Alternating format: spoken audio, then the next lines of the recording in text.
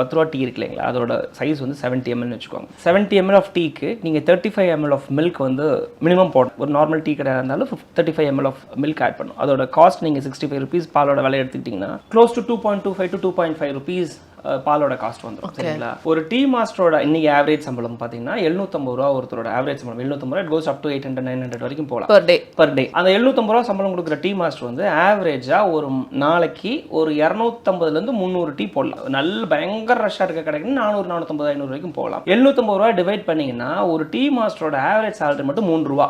Okay, so அப்போ பாலோட விலை 2000 ரூபா, இதோட விலை 3 ரூபா. டீ தூள் சக்கரை எல்லாம் சேர்த்துனா நீங்கள் ஒரு 50 காசுலேருந்து 1 ரூபாயை போட்டுக்கோங்க. 5,000 ரூபா ப்ளஸ் 1 ரூபா 6,000 ரூபா. சரிங்களா?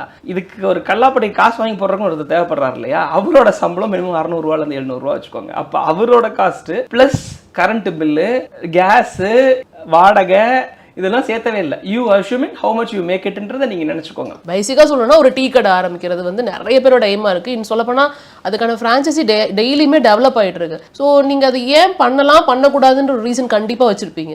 அதை எங்களுக்கு சொல்ல முடியுமா? கண்டிப்பாக. நான் போன இடத்துல சொன்ன மாதிரி தான், any business you do the profitability and ஸ்கேலபிலிட்டின்றது ரொம்ப இம்பார்ட்டண்டான ஃபேக்டராக நான் பார்க்குறேன். ஏன் நம்ம பிஸ்னஸ் ஸ்டார்ட் பண்ணுறோம்? சர்வீஸ்ன்ற அதெல்லாம் இல்லை, பட் ப்ராக்டிகலி இட்ஸ் ப்ராஃபிட்ஸ் பார்க்கறதுக்காக. இப்போ நான் வந்து thousands ஆஃப் ஃப்ரான்ச்சைசிஸ், இந்த tea franchises are daily coming. சொன்ன மாதிரி ஒவ்வொரு நாளும் நூற்றுக்கணக்கான ஃப்ரான்ச்சைசிஸ் வந்துகிட்டே இருக்கு. அப்படி பார்க்குறப்ப சப்ளை அண்ட் டிமாண்ட் ஒன்று இருக்குது. அதாவது ஒரு இடத்துல ஒரு ஊரில் ஒரே ஒரு டீ கடை இருந்துச்சுன்னா அந்த 100 பேரும் அந்த ஒரு டீ கடையில் தான் குடிப்பாங்க. இதே அந்த இடத்துல ஒரு 10 டீ கடை இருக்குதுன்னா இந்த 100 பேர் 10 டீ கடைக்கு பிரியறதுக்கு வாய்ப்புகள் இருக்கு. ஸோ அப்படி அந்த டிமாண்ட்ஸ் வந்து ஜாஸ்தி ஆகிட்டே போகுது. அதாவது ஒரு ஊரில் இவ்வளோ பேர் மக்கள் தகவல் அவ்வளோ அபரிவிதமாக மாறலையே. எல்லாரும் நான் டெய்லி ஒரு டீனா 2 டீ தானே குடிப்பேன். டீ கடை ஜாஸ்தி ஆச்சு 5 டீ குடிக்க மாட்டேன். ஸோ அப்போ அந்த ஆங்கிள் ஒன்று பார்க்க வேண்டியதா இருக்கு. ரெண்டாவது வந்து any business you know the detailing of the business is மிஸ்ஸிங்னு நான் பார்க்குறேன். இப்போ நான் பார்க்குறது எல்லா டீ ஃப்ரான்ச்சைஸிலுமே 10 ரூபா தான் ஒரு டீயோட விலை. Since I run a vegetarian restaurant, I know the making cost of tea. So ஒரு எக்ஸாம்பிளுக்கு சொல்கிறேன். 10 ரூபா டீ இருக்கு இல்லைங்களா, அதோட சைஸ் வந்து 70 ml வச்சுக்கோங்க. 70 ml ஆஃப் டீக்கு நீங்கள் 35 ml ஆஃப் மில்க் வந்து